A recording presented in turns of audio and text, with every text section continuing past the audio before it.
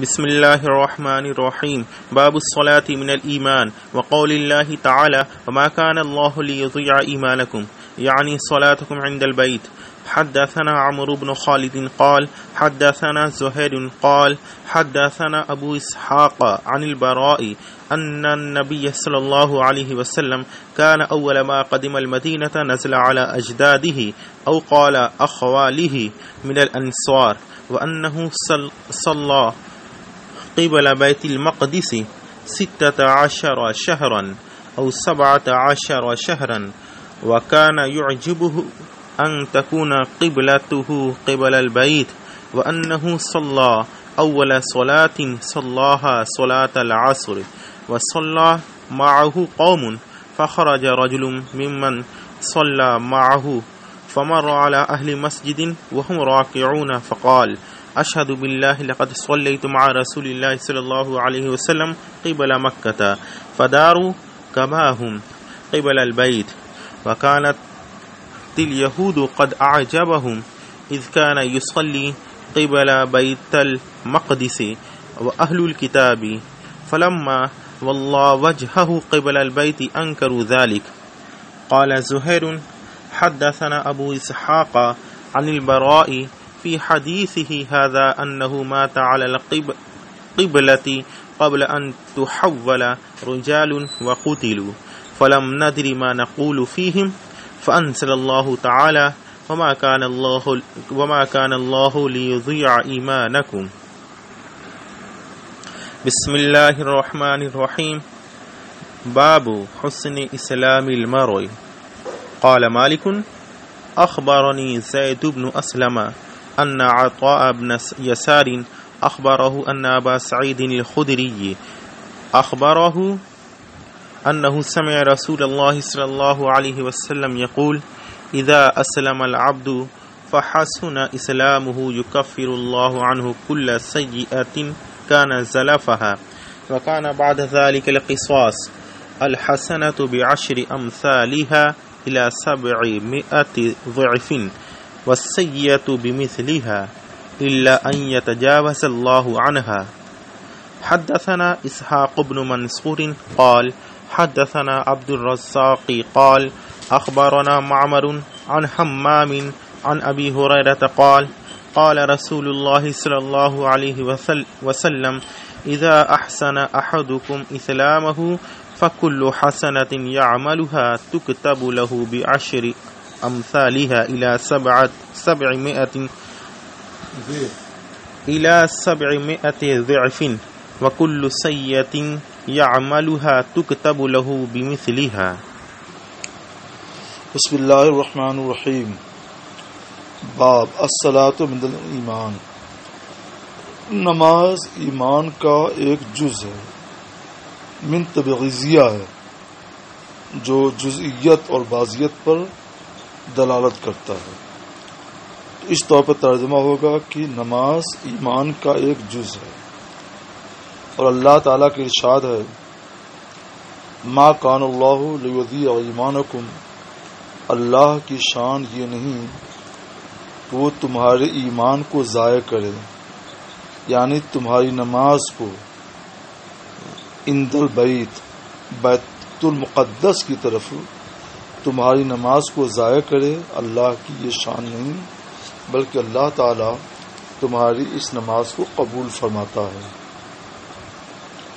یہاں پر ایمان کا اطلاق صلاۃ پر ہوا ہے، اور یہ اسی طور پر ہے کہ صلاۃ ایمان کا ایک جز ہے، تو اطلاق الکل الجز کے طور پر یہ ہے.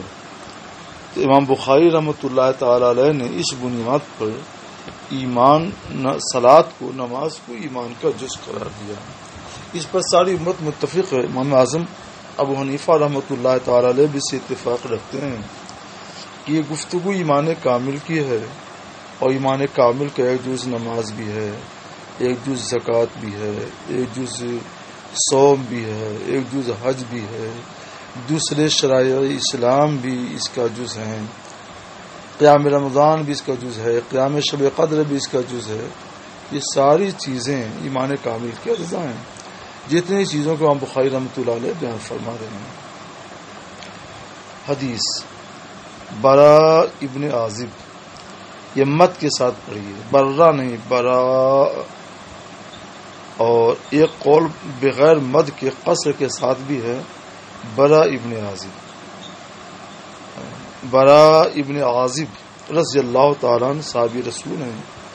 ان کا بیان ہے کہ نبی کریم صلی اللہ تعالی علیہ وسلم اول جب مدینہ منورہ تشریف لائے، یہ ہجرت ترکی جب سرکار تشریف لائے تھے تو یہ اول مدینہ منورہ آئے تھے.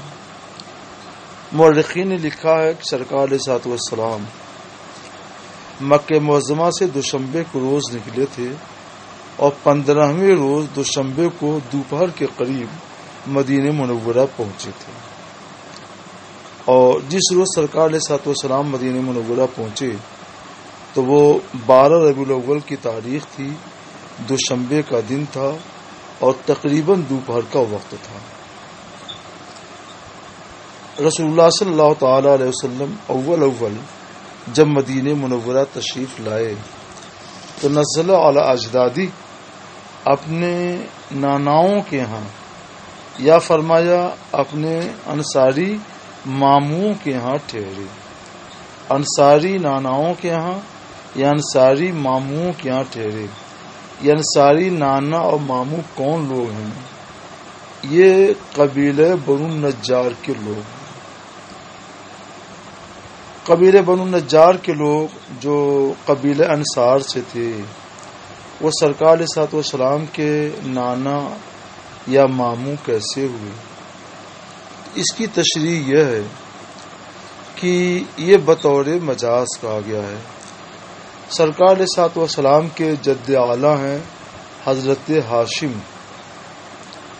انہوں نے انصار مدینہ کی خاتون سے نکاح کیا تھا. اس طور پر انصار مدینہ میں جو ان خاتون کے والد تھے وہ سرکار علیہ الصلوۃ والسلام کے مجازن نانا ہوئے، اور ان کے جو صاحبزادگان تھے وہ سرکار علیہ الصلوۃ والسلام کے ماموں ہوئے. چونکہ سرکار علیہ الصلوۃ والسلام ان کے ہاں تشریف لائے، ان کے ہاں آپ کا قیام ہوا.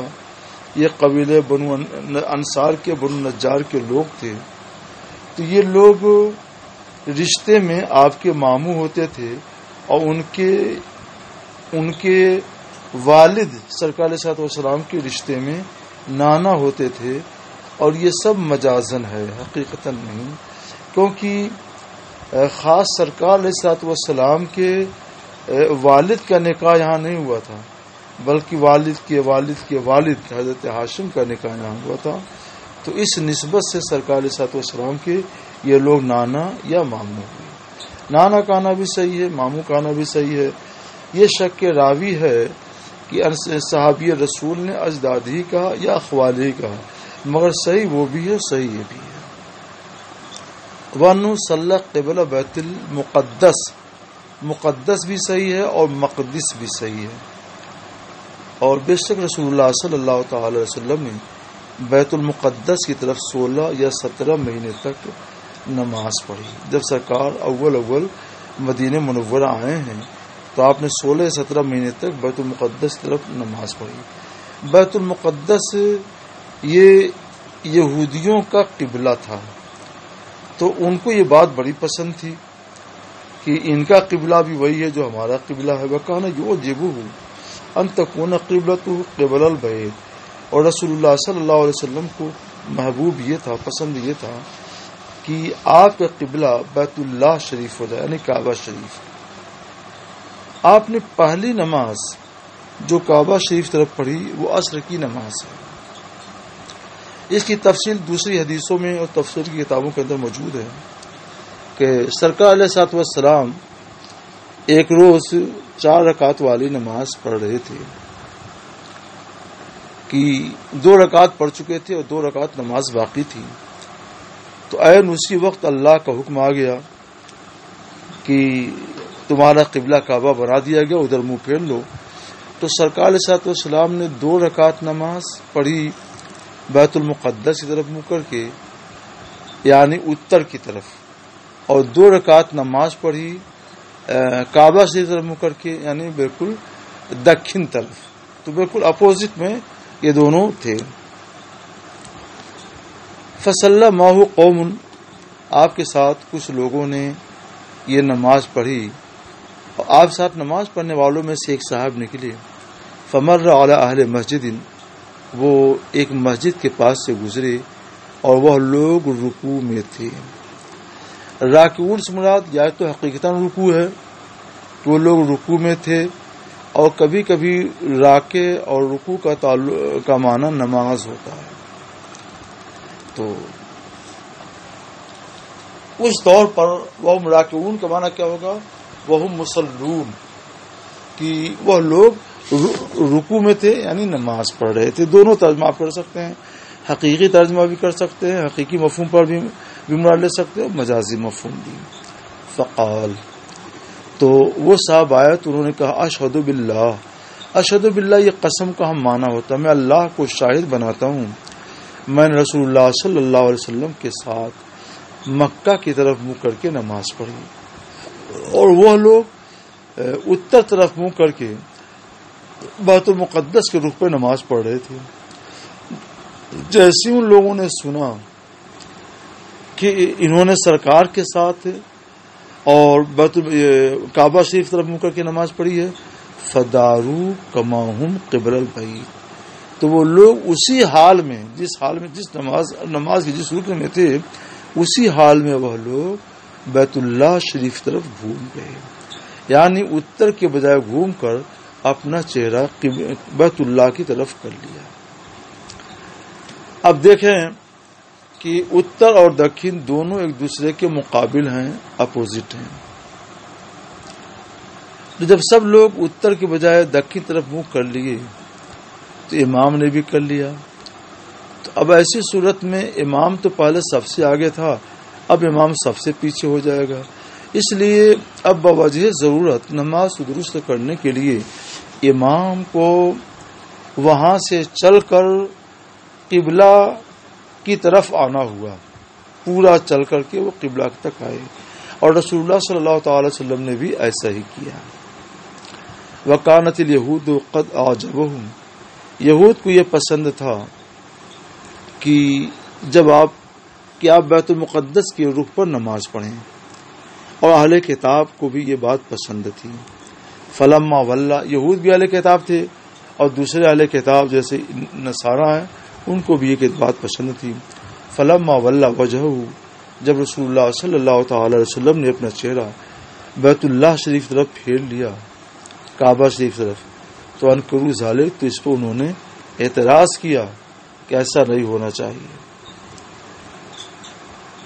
ابو اسحاق برا ابن عازب سے روایت کرتے ہیں اسی حدیث میں کہ انہ مات علی القبلہ قبل ان تحول الرجال، کچھ لوگ تحویل قبلہ سے پہلے ہی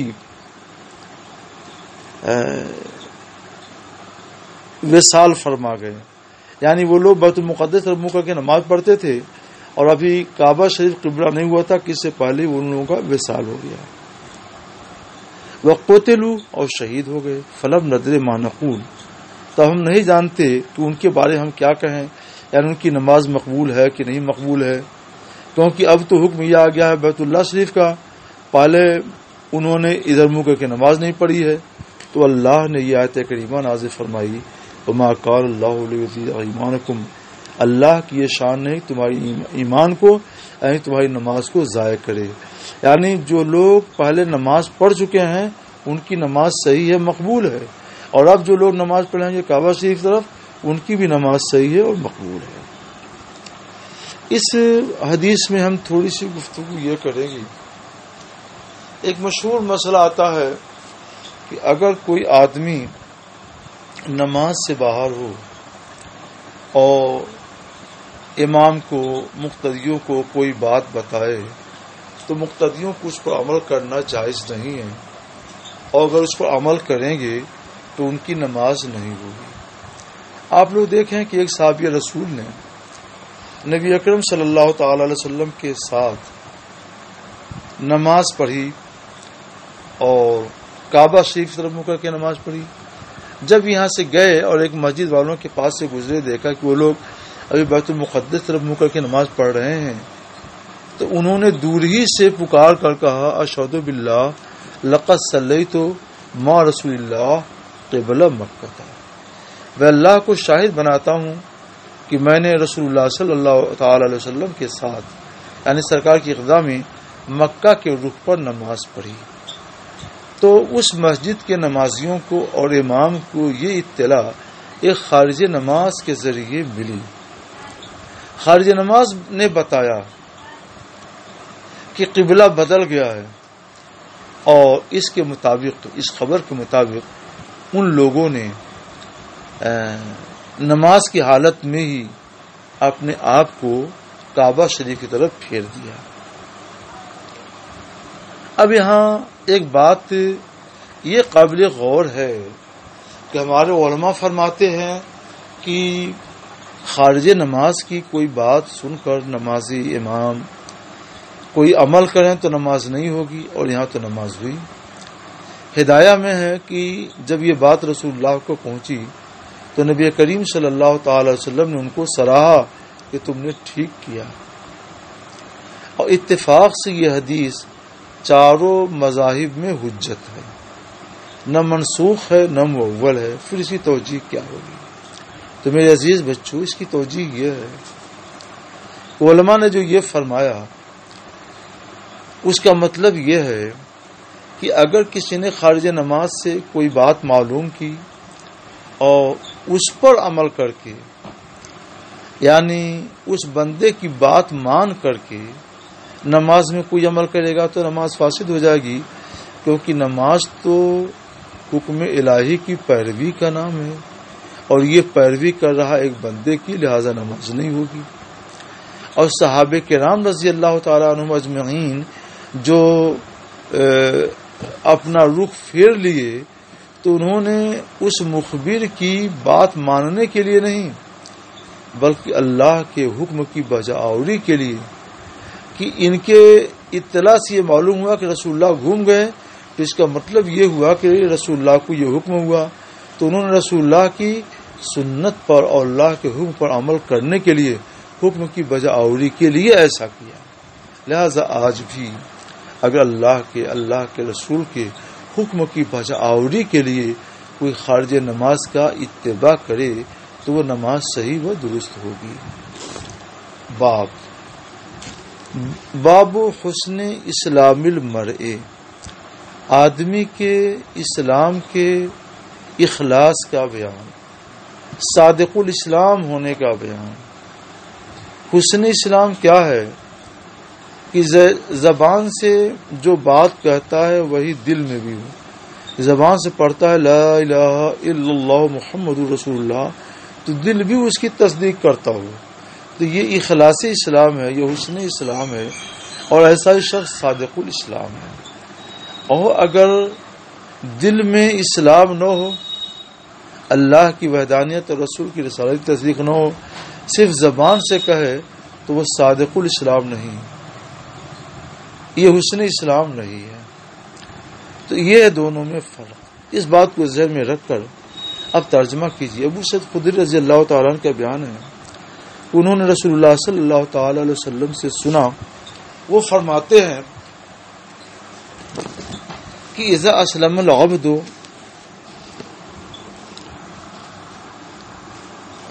اذا اسلم العبد فحسن اسلامہ، جب بندہ اسلام قبول کر لے اور وہ صادق الاسلام ہو جائے تو اللہ اس کے ہر گناہ کو مٹا دیتا ہے. کانا زلفہ، جو پہلے اس نے کیا تھا، سارے گناہ چھوٹے بڑے اکبر الکبائر سب مٹ جاتے ہیں. وکان بعد ذالک القصاص، اور اس کے بعد معاملہ عدلہ بدلہ برابر برابر کا ہوتا ہے. عدلہ بدلہ کا مطلب کیا ہوا؟ برابر برابر کا مطلب کیا ہوا؟ کہ الحسنۃ بعشر امثالہا، ایک نیکی کے بدلے 10 گنا ثواب. اور 10 گنا ہی نہیں 700 گنا تک اللہ تعالیٰ ثواب دے گا. اس کا مطلب ایک نیکی پر 10 گنا ملے گا کم سے کم، اور زیادہ سے زیادہ 700 گنا ملے گا.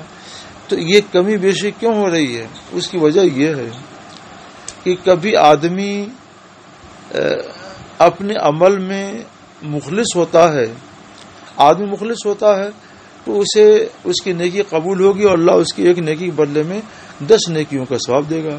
اور جیسے جیسے اس کا اخلاص زیادہ ہوگا اس کا ثواب بڑھتا جائے گا، یہاں تک کہ 700 گنا تک اس کا ثواب بڑھے گا. وَالسَّيِّئَةُ بِمِثْلِهَا، اور بدی کا ارتکاب کرے گا تو ایک بدی کے بدلے میں ایک گناہ لکھا جائے گا، 2 بدی کے بدلے میں 2 گناہ لکھا جائے گا. اور اس میں بھی یہ ہے کہ اللہ یتجاوز اللہ عنہا، مگر یہ کہ اللہ اسے درگزر فرما دے، یعنی معاف کر دے. اللہ معاف کر دے تو پھر تو جناب والا کوئی بات ہی نہیں ہے، وہ بدی بھی معاف ہو جائے گی. لیکن معاف نہیں کرے گا اللہ تعالیٰ، لکھے گا تو بھی 1 گناہ کے بدلے میں 1 گناہ، 2 گناہ کے بدلے میں 2 گناہ. لیکن نیکی کی بات جہاں آئے گی تو کم سے کم 1 نیکی کے بدلے میں 10 نیکی لکھی جائے گی. اور اخلاص زیادہ ہے تو 1 نیکی کے بدلے میں 700 نیکیاں تک لکھی جا سکتی ہیں. اس لیے ہم کو حسن نیت کے ساتھ اور اخلاص عمل کے ساتھ نیکی کرنا چاہیے. ابو ہریرہ فرماتے ہیں کہ رسول اللہ صلی اللہ تعالی وسلم نے ارشاد فرمایا، اس حدیث کا بھی خلاصہ وہی ہے. امام بخاری رحمۃ اللہ علیہ کا مقصد کیا ہے؟ وہ سب بالکل واضح ہے کہ 1 نیکی کے بدلے میں 10 گنا نیکی ملے گی، 700 گنا تک نیکی ملے گی. اور یہ سب کے سب حسن اسلام سے ہیں. تو پتہ چلا کہ ایمان اسلام گھٹتا ہے، بڑھتا ہے، بہت بڑھتا ہے. ہم بھی کہتے ہیں بڑھتا ہے کہ اسلام کامل کی یہی علامت ہے. باب احب الدین الی اللہ عز وجل ادومہ، اللہ کے نزدیک سب سے پسندیدہ دین وہ ہے جسے ہمیشہ کیا جائے. وہ عمل زیادہ پسندیدہ ہے اللہ کو جو عمل برابر کیا جائے. یعنی 2 رکعت نماز آج ہم نے پڑھ لی تو ہم کو ہمیشہ 2 رکعت نماز پڑھنا چاہیے، اللہ کو پسند ہے. یہ نہیں کہ ایک روز شوق ہوا تو 50 رکعت پڑھ لیے نافل اور دوسرے رکعت سے بھول گئے، تو یہ پسند نہیں ہے. پسند یہ ہے کہ 2 ہی رکعت پڑھو اور برابر پڑھو. عائشہ صدیقہ سے روایت ہے کہ نبی کریم صلی اللہ تعالی وسلم ان کے پاس تشریف لائے اور ان کے پاس ایک خاتون بیٹھی ہوئی تھی. سرکار نے پوچھا یہ کون؟ فرمایا حضرت عائشہ صدیقہ نے عرض کی فلانا، یہ فلاں خاتون ہیں. اور بعض روایتوں میں ان کا نام بھی آیا ہے. حضرت عائشہ صدیقہ نے فرمایا کہ تذکر من صلاتها، اس کی نماز کا چرچا ہے، یعنی بہت نماز پڑھتی ہے. تو سرکار علیہ الصلوۃ والسلام نے فرمایا ما، یعنی قف، اس میں فعل، چھوڑو، زیادہ چرچا ہے، چھوڑو. علیکم بما تطیقون، تم اتنی ہی عبادت اپنے اوپر رکھو جس کی تم طاقت رکھتے ہو. طاقت رکھنے مطلب کیا ہے؟ بما تطیقون الدوام علیہ، جس کو ہمیشہ کرنے کی تمہیں طاقت ہو. یہ نہیں کہ 10 رات جاگ کر خوب نماز پڑھ لی اور اس کے بعد سونے میں گزار دیا.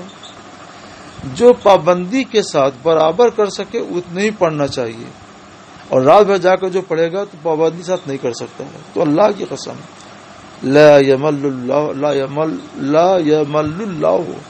اللہ نہیں تھکے گا، تم بھی تھک جاؤ گے. جیسے کل کے سبق میں آپ نے پڑھا کہ دین میں کی سختی میں کوئی مقابلہ نہیں کرے گا مگر وہ مغلوب ہو جائے گا اور دین غالب ہو جائے گا. ویسے ہی کوئی رات بھر جا کر نماز پڑھے تو ایک دن تھک ہی جائے گا. ارے ایسا کرو کہ کچھ دیر رات میں نماز پڑھو صلاۃ اللیل اور پھر سو جاؤ، نہ زیادہ جگو نہ زیادہ سو. تو یہ میانہ روی ہے. وکان احب الدین الیہ، اور رسول اللہ کو یا اللہ تعالی کو سب سے پسندیدہ دین وہ ہے جس پر صاحب عمل پابندی کرے، مداومت کرے.